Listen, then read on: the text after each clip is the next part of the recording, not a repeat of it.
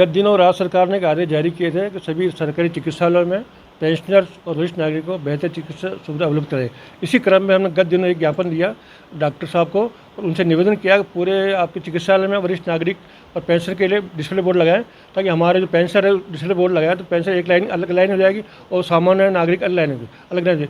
इसके अलावा दूसरा हमने कहा हमारे पेंशनर जो ज़्यादा टाइम पर खड़े नहीं होते उनके लिए अलग व्यवस्था की जाए। तो उन्होंने आदेश जारी किया है कि 2 सामान्य पेशेंट के बाद वरिष्ठ नागरिक और एक नागरिक को अलाउ किया जाए। इस तरह की व्यवस्था पूरे आपके चिकित्सालय में जो भी वरिष्ठ चिकित्सक हैं, चाहे सोनोग्राफी सेंटर हो, चाहे एक्सरे सेंटर हो, चाहे ब्लड सैंपल लेना हो, सभी सुविधा हमें मिलेगी।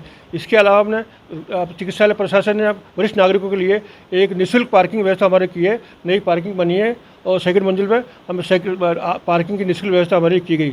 इसके अलावा हमने आपके जो प्रिंसिपल साहब है मेडिकल कॉलेज के उनसे भी निवेदन किया जिस तरह की व्यवस्था जेएलएन चिकित्सालय ने की है उसी प्रकार की व्यवस्था आप अपने अधीनस्थ आपके आदर्श नगर में जो सैटेलाइट चिकित्सालय है, टीबी हॉस्पिटल, वहाँ भी इस तरह की व्यवस्था जारी करें ताकि हमारे लोगों को फायदा मिल सके। इसके साथ ही हमने सेवाजोत साहब को भी निवेदन किया आपके डिस्पेंसरी है शहरी और ग्रामीण क्षेत्र में, वहाँ पर हमारे पेंशनर को प्राथमिकता उपचार मिले। उसी क्रम में उन्होंने भी आदेश जारी कर दिया कि शहरी और ग्रामीण क्षेत्र में जो डिस्पेंसरी है वहाँ पर पेंशनर को बेहतर चिकित्सा सुविधा मिले और प्राथमिकता उपचार मिले। ये हमारा आज का है कार्यक्रम। सेवानिवृत्त राज्य कर्मचारी संयुक्त समिति के सदस्य और उनके अध्यक्ष और उपाध्यक्ष हमारे पास में पूर्व में आए थे। इन्होंने कहा कि सब यहाँ पर मरीजों की जनरल भीड़ में हम लाइन लगते हैं तो हमें समस्या होती है। क्या होता है कि यहाँ पर 4 से 5 हज़ार मरीजों का ओपीडी रहता है, तो इसमें से भीड़ भी बहुत रहती है और हमारा जो फ़र्ज़ बनता है कि जो सेवानिवृत्त कर्मचारी हैं तो उनको सम्मान देना चाहिए और उनको थोड़ी सुविधा मिलनी चाहिए। उसी संदर्भ में हमने कुछ कदम उठाए। उसके अंदर उस कदम में है कि अभी हमने जनरल जो वहाँ पे भीड़ होती है तो उसमें हमने सबसे पहले जो पर्ची बनेगी उस पर्ची में ये कहा है कि 2 के बाद में एक सीनियर सिटीजन को आपको लेना है, 2 simple person, 1 senior citizen.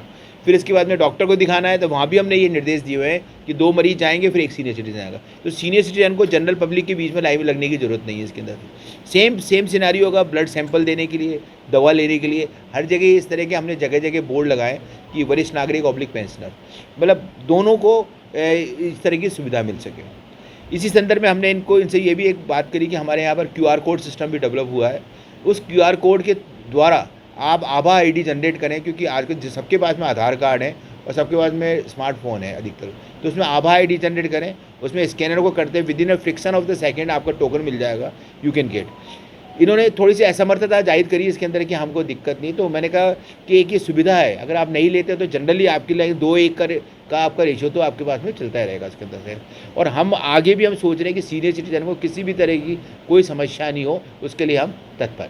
Sir क्या रहेगा सर? सीनियर सिटीजन्स के लिए जो हमने था जो CT स्कैन, MRI, सोनोग्राफी और इंडोर पेशेंट और सीरियस पेशेंट, इन तीनों की कैटेगरी अलग रखी है हमने।